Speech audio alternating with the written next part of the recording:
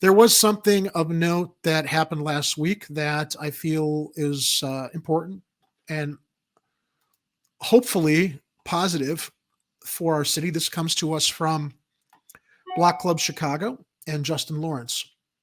Chicago 2022. Hold on a second, everybody.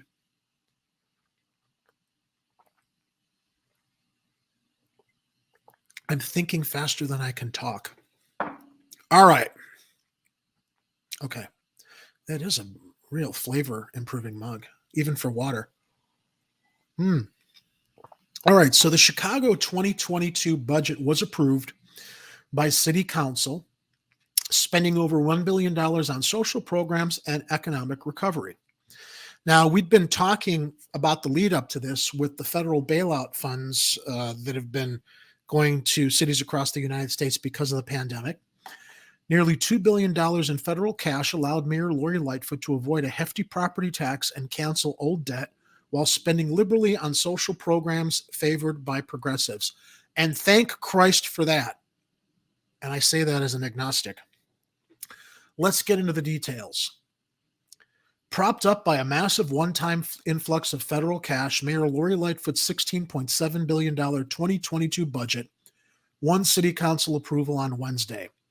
The spending plan was finalized by a 35-15 vote. I want to know who those fucking 15 were that voted against it. They had to be the criminal block of City Council. $76.5 million property tax increase also was approved in a separate 32-18 vote. The $1.9 billion in federal relief funds allowed Lightfoot to avoid a hefty tax increase, close a $733 million 2021 deficit, and scrap a costly long-term borrowing plan approved last year. The budget also devotes more than $1 billion to help struggling Chicagoans through social programs. Yes, long favored by progressive community groups and their allies on City Council. Let's drink to that. Although I don't know that she could have done it on her own. Look, some good came out of this horrible pandemic this year. We got money to start putting into these social programs. Cheers. Even though it's just water.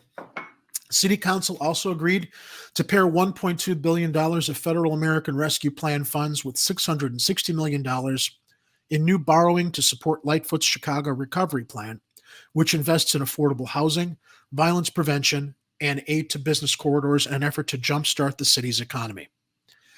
Here we go. Those voting no on the spending plans were, I knew Ed Burke was going to be in this cabal. Aldermans Brian Hopkins of the 2nd, Anthony Beale of the 9th, Marty Quinn of the 13th, Ed Burke of the 14th, Ray Lopez of the 15th, David Moore of the 17th, Matt O'Shea of the 19th, Jeanette Taylor of the 20th, Silvana Tabares of the 23rd, who we were talking about last week, who has suddenly allied herself with the Fraternal Order of Police as a 23rd Ward boss supported by Michael Madigan's block. Wow. All right. I'm kind of shocked by this. Byron Siccho Lopez of the 25th voted no on the spending plan. And he's a progressive. I'm actually rather surprised, shocked, and disappointed by that. Roberto Maldonado of the 26th. I want to check into why Siccho Lopez voted against it. Nick Sposato of the 38th, Anthony Napolitano of the 41st, Brendan Riley of the 42nd, and of course, noted City Council villain James Gardner of the 45th. 4 council members endorsed the spending plan but opposed maybe it was about the property taxes. Because they mentioned it in the next portion of this article. 4 council members endorsed the spending plan, but opposed the property taxes. Alderman Stephanie Coleman of the 16th, Felix Cardona of the 31st, Gilbert Villegas of the 36th, and Deborah Silverstein, my alderperson, of the 50th. So that's good. She opposed the property taxes. I like Deborah Silverstein. I think that she's kind of one of the quieter members of City Council, but she gets stuff done up here, and she doesn't have any scandals in her background. She seems to serve the community up here fairly well. Sposato voted against the spending plan, but voted to approve the property tax increase. 9 other ordinances comprising the budget were also approved with at least 30 votes. Progressive Caucus Chair Alderman Sophia King of the 4th said the 2022 budget is a progressive win. While we need to prioritize more progressive structural revenue and direct these resources equitably, especially around racial redress, this is a progressive budget, she said. And there is Alderperson Sophia King. Last week, Lightfoot and progressive alder people agreed to commit even more dollars to social spending than what was first proposed, including $6.3 million to expand services and boost staff at the city's 5 mental health clinics, which was very important. We've been like banging the drum on the mental health clinics, like every other show. Lightfoot also agreed to $5 million for preserving single-room occupancy buildings to prevent homelessness, a new homelessness outreach team, and funding to chop through the city's lengthy tree trimming backlog. Another last-minute change will create a city council subcommittee to monitor the massive spending, a sign of the distrust remaining between some alder people and the Lightfoot administration. But by tracking to the left in final negotiations, Lightfoot was able to shore up support for her third spending plan since being elected in 2019. Lightfoot even picked up the support of 3 of the 5 members of the newly formed Democratic Socialist Caucus that had opposed her previous 2 spending plans. Aldermans Daniel Espada of the 1st, Rosana Rodriguez Sanchez of the 33rd, and Carlos Ramirez Rosa of the 35th approved the budget, while Taylor and Sigcho Lopez opposed it. Ramirez Rosa said the split was due to philosophical differences. I think some people see the vote as an endorsement of the mayor. I don't view it that way, he said. I think that you vote because you think that you've gotten enough progress on issues that are impacting your community. He argued that the 72% increase in funding for staffing at the city's mental health clinics was a direct result of members of the Socialist Caucus fighting to get it in there and then voting to secure it. Taylor told reporters after the meeting a yes vote would have been a vote against my constituents. The median income in my ward is $25,000. I'm not going to vote to raise property taxes, he said. Taylor was also concerned that not enough of the federal funding was spent directly in Chicago communities, saying the city received crumbs and cakes as usual. Just because you're throwing money at little things, $5 million for single-room occupancy buildings, that's not enough. We know that's not enough, Taylor said. We could have done so much better. We had all this money and this great opportunity, and we just didn't do it. We did the bare minimum as usual, and you wonder why I voted no. All right, that's a fair point, but at least it's a step forward instead of backwards, I think. The $6.3 million for the city's 5 mental health clinics was a compromise with progressive alder people who wanted $10 million. The funding will not reopen any of the clinics that were closed under former Mayor Rahm Fuckface Emanuel in 2012. But it will launch child and adolescent mental health services, expand evening hours at the clinics, and support 29 staff positions, Budget Director Susie Park said last week. The spending plan also commits funding to pilot a non-police response to some mental health crisis 911 calls. We reported on that months ago, and that's an exciting development to see that there are going to be more mental health professionals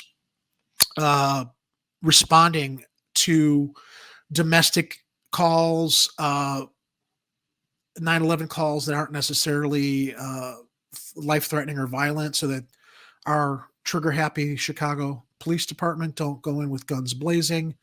Hopefully these mental health professionals that are going to be going on our 911 calls will help de-escalate situations.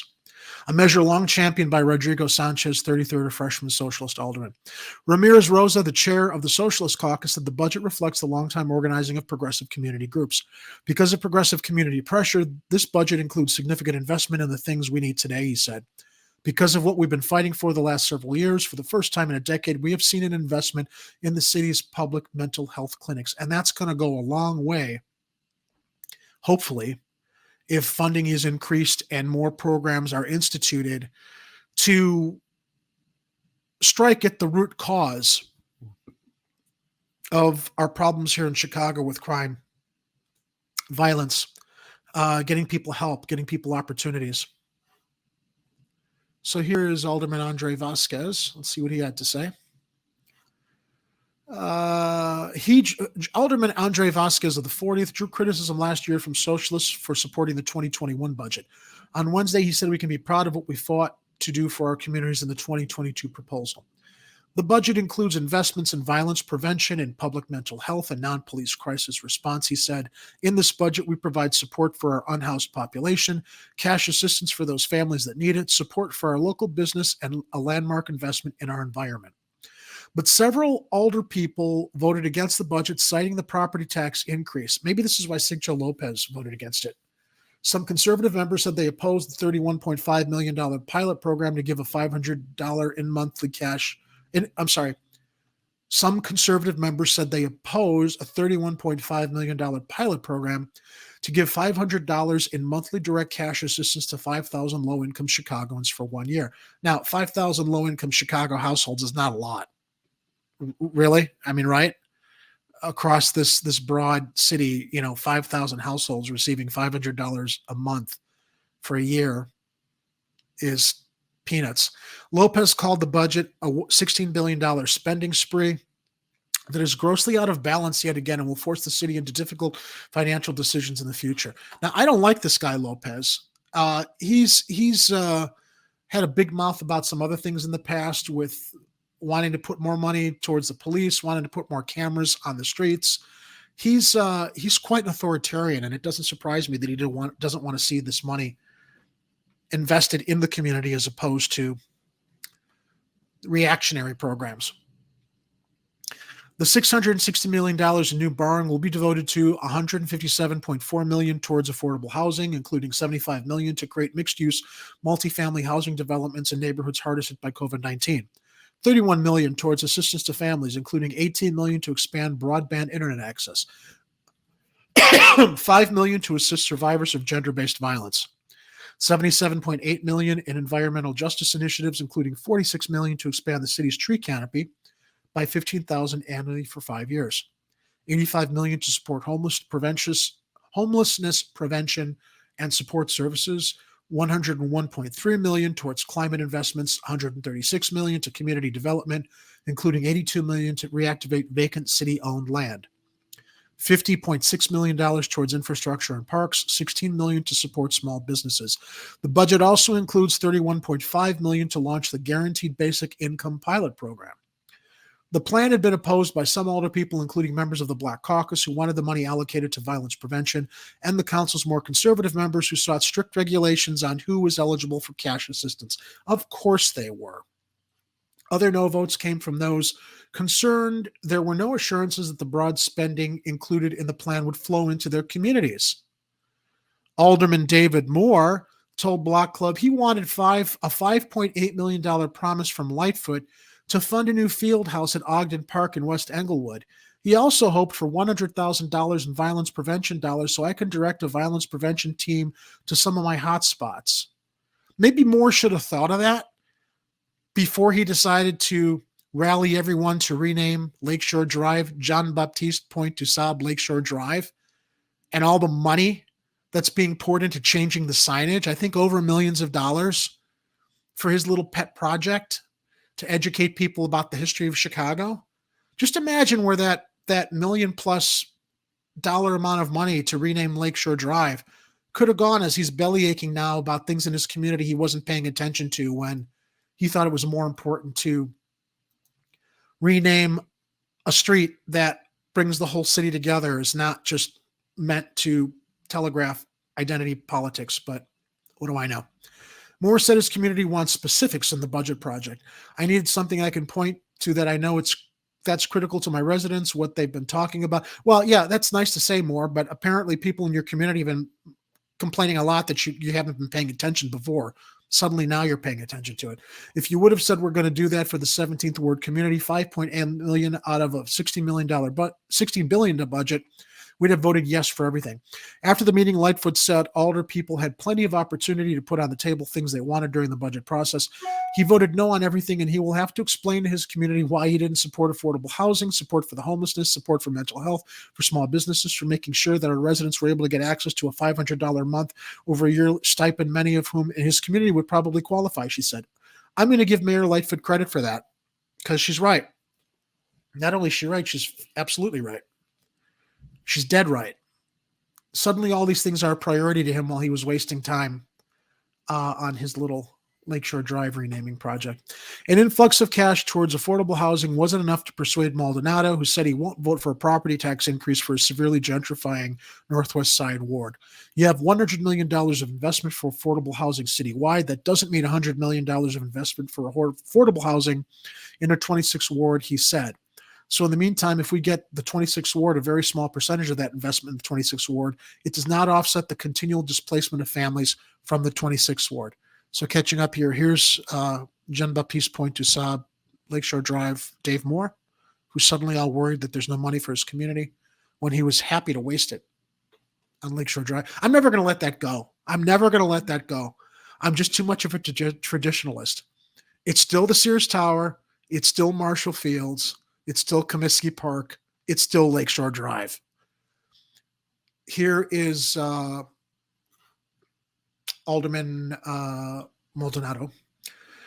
All right, so as we're getting to the end of the article, I mean, this is a pretty big story. That's why I want to read through the whole thing before I go to your comments in the live chat. Last year, City Council narrowly approved a $94 million property tax increase.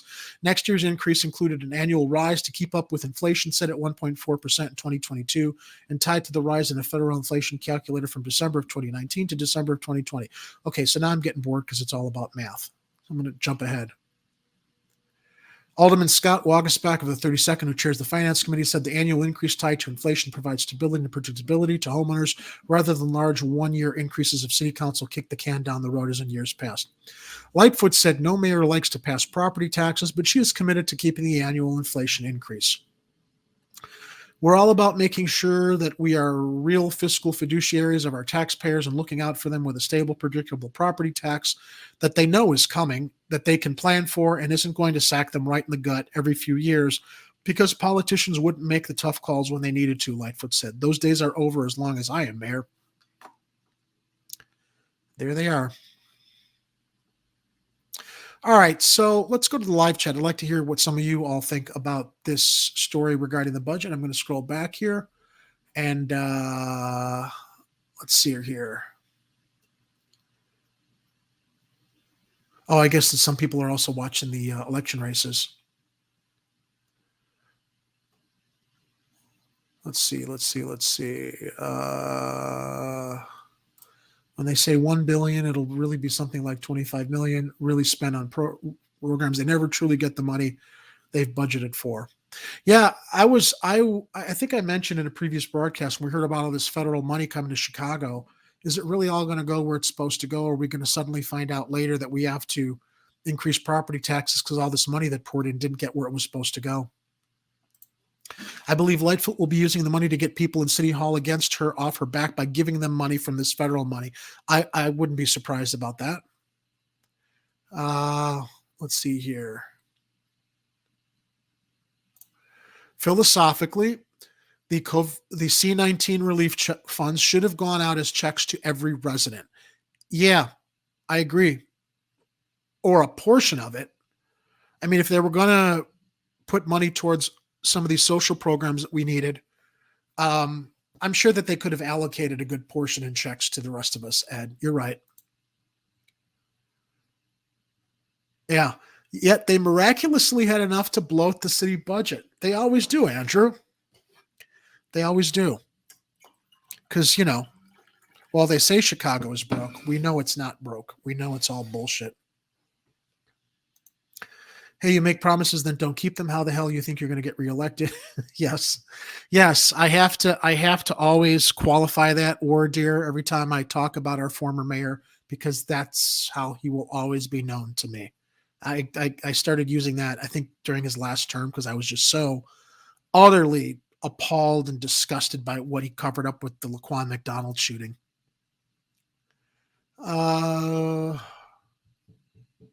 Yikes. There was a report on homelessness on the Jay Oliver show, and the crisis will never have a solution, and half the population will be homeless within 35 years.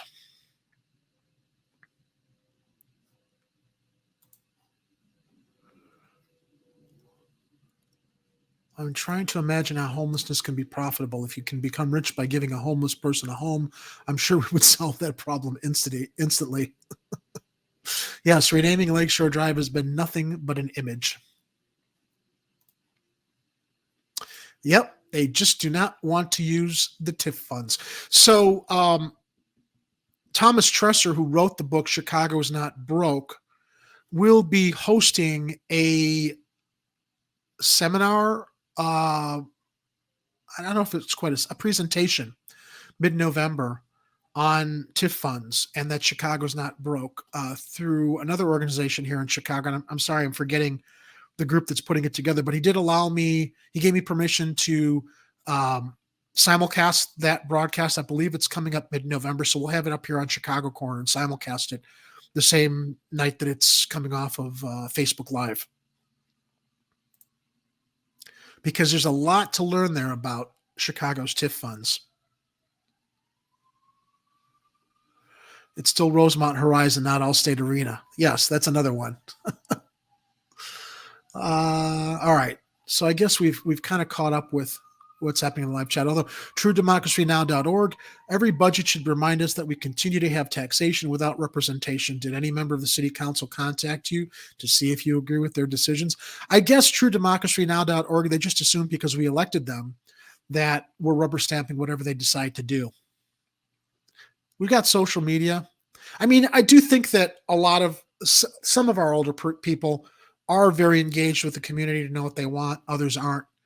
But you make a very good point. All of them should be.